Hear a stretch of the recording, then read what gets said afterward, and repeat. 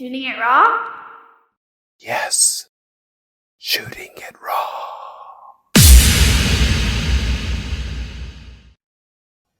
Okay, now, is that you in the photo? Because it's slightly on my screen. It's hard to tell. There's a woman sort of propped in the middle of the road of a highway. It looks like it's desert highway. It could be Oregon. It could be California, Nevada. Yeah. So it's arid, very arid. That's me. That is you. Okay, Foxy, yeah. Great. So sitting there wearing a salmon tank top in shorts, running shoes, hat, sunglasses, bright day.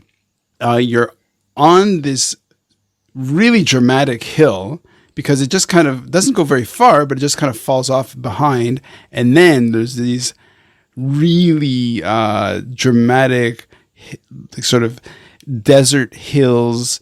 Oh, those are massive mountains. Mountains. Okay. Yeah. So, okay. But there's no greenery on those mountains. They're very jagged. It's like almost high noon. It's full on. What is this photo? I went to visit my brother. He lives out in Nevada. And nice. That was about 6 months ago. And I went out to visit him, and we were in Red Rock Canyon. And we came around this corner on this little road that it's part of the national park. So there's like no traffic. It's just this road that you drive through so you can just, soak in the scenery, and you can pull off if you want to. But we came around this corner and I went, "Stop the truck." And he goes, "What the hell, Kim?" I said, no, I got to get out. Here's my phone. Take a picture. And he goes, "What are you doing?" I go, "I need to get up there. Just take a picture. Just snap a couple real quick and we can get going." And he's like, "Oh, okay. So we did that. And I got back in the truck and he goes, "What was that all about?" And I said, "Look at the picture. And I hope that you see what I saw." And he looks at it and he goes, "Holy crap." And I went, "What do you see?" And he goes, "It's like you've got it all, Kim. Look at you. You've got these massive mountains behind you. And you're like, I got this." And I went, You get it. And I went, there's a saying that's in a lot of Christian stuff. It's like, my God can move mountains. Right. And that view just slammed my soul so hard. And my brother, he caught the picture perfect. And I was like, I couldn't have done that any better, Doug. I go, "This is so perfect." And people have asked me about that picture because they're like, "Wow, it speaks, but I'm not sure what it says." And I go, "Well, for me, it's like there might be these massive, and those mountains are stark looking." Sure. Yeah. They're very dramatic and stark. And I'm like, you could read so much into that picture. That picture, that the mountain is so stark and dark and imposing. It's imposing. But by golly, I'm in front of it with a smile on my face. Well, so essentially the mountains behind are completely arid. So because it's in the desert, there's nothing growing on them. So they're kind of, they echo the same color as your shirt. So they're kind of orangey, kind of salmony, but the haze, the very light haze is there. What's interesting is the road, because it's just it's this really kind of sharp hill. It just kind of goes up and then it just falls away. So you just don't really, you don't really see the perspective. And see, that's another thing. You don't know what's over there until you get going. You got to keep going. 100%. And also in the photo, because you're smiling and you have these big, toothy, beautiful smile. I have big teeth. It's great because you can see they really shine like a lighthouse. No, it's a compliment. I promise. But okay. But no, it's like a really. I mean, it's the landscape is so like harsh and dramatic. not much alive there, except for this one person kind of seated, like kind of you're kind of crouched down in a position of power. Yeah, kneeling on like one knee because it's like, yeah, I'm ready. I'm ready to get up and run. Yeah. You got this. Oh, it's great. It's great. Okay, so it's okay. Let's weave this all into something in the sense, or not. I don't let me paint you into a box, because where did you want this photo or the conversation to go? How's that? Pretty much what I said. Okay. Everybody, like you said earlier, everybody that's living has a life, and when you live, something happens. Stuff happens all the time, and it's good, bad, triumphant, joyous. And you're going to have your moments of grief and loss. It all weaves into your story. It's like we're all these beautiful tapestries, and everything that happens to us is a thread. And some are more colorful than others, but it's still beautiful. It's still beautiful. And that juxtaposition, is that the right word for that picture? Yep. Like I said, the background, the mountain is so huge, just dwarfs anything around it. Then it's so dark and stark and dry, and there is no color. It's just browns and tans and all of that, and that amazingly blue sky. Mm-hmm.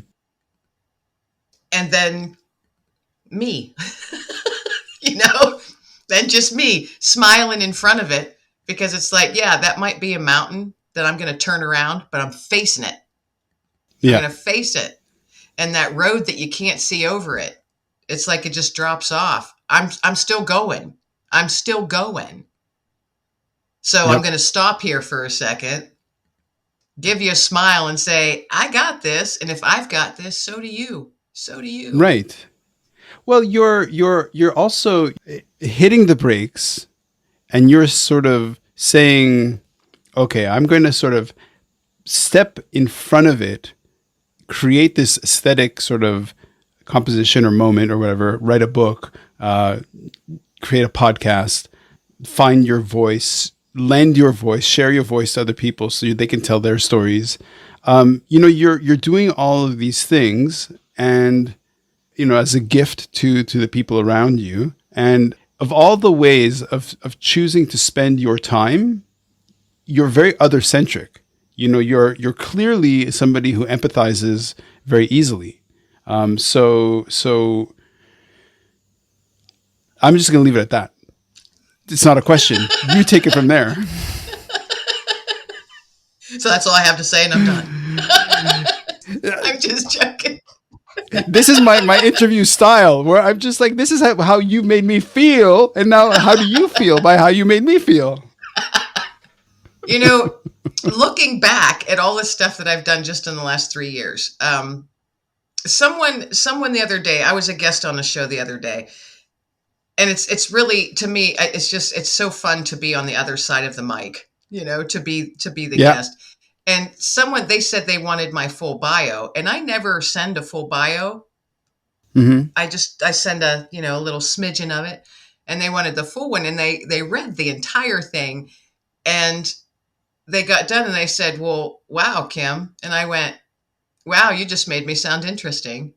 I didn't, because I don't do stuff for accolades and those pats on the back and for people to say, you're great. I don't need that. And I don't expect it. I just do.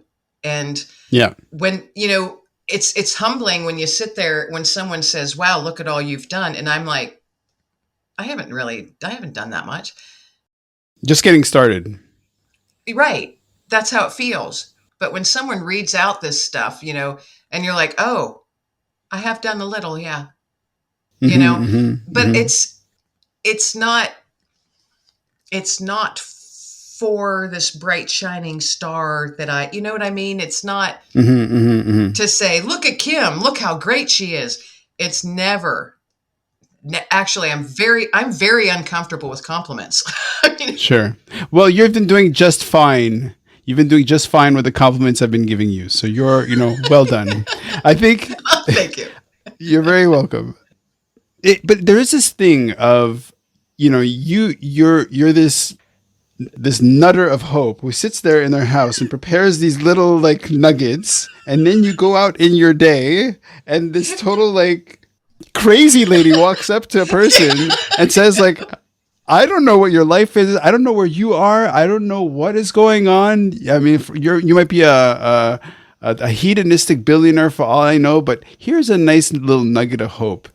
And then out of all of the things that could happen in a person's day, to have a stranger walk up to you and just go, I see you, and this is for you. It's got to be really, it's so powerful. That's the thing. I see you. Have you ever been, now I'm going to throw a question at you. Have you ever been in a spot in your life where you didn't feel seen? That you felt very like alone, like you were on this desert island. Have you ever felt that way? It hasn't manifested in that way, because I am so like, maybe what you'd said earlier about being vulnerable, right? Mm-hmm. So for however I'm made, ever since I was very young, I've always gone towards headfirst into things that are uncomfortable, right? So Okay. So for me, vulnerability, which is uncomfortable and isn't nice, I seek to go in there because I know, and I've always known, that that's kind of where making every second count can live, right? Yeah, I don't know if that answers your question. So Yes. Yeah. And not everybody's like that. yeah. I mean, it's very interesting. Very interesting. That's very interesting. Yeah. I'm more like that now than I was, Mm-hmm. but I had a journey to take and a lot of learning Mm-hmm. Mm-hmm. to get where I'm at now, to be able to walk into that discomfort, because approaching strangers is not comfortable. Okay. Well, you're amazing. Like, you're giving the biggest like selfless act. Like, what a gift. Yeah. It's needed. I think it's needed. Mm. Yeah. You are needed, and I see you. Thank you. You're very welcome. Kim Lengling, you're awesome. This has been, listen, I could talk to you for days. You're amazing. You're great. Thank you very much. This was fun. I love how you do it with pictures. When you said, bring the picture. Oh, as soon as I saw, send the pictures, I'm like, oh, this is going to be a great conversation, because that's how I see things, Nice. And that came through. That really came through. Kim, thank you so much. Thank you. You're the best. One more time, the name of the podcast. Let Fear Bounce. Let fear effing bounce. Let fear bounce. That's right. I love it. That's right. Okay, thanks. All right, thanks. Bye-bye.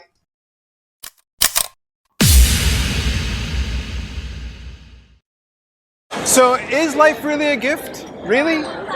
Can you make every second count? That's the whole point of the podcast. So if you like what you've seen and you're inspired, because that really is my mission, then please give it a like, subscribe, and share. Shooting it raw? Yes, shooting it raw.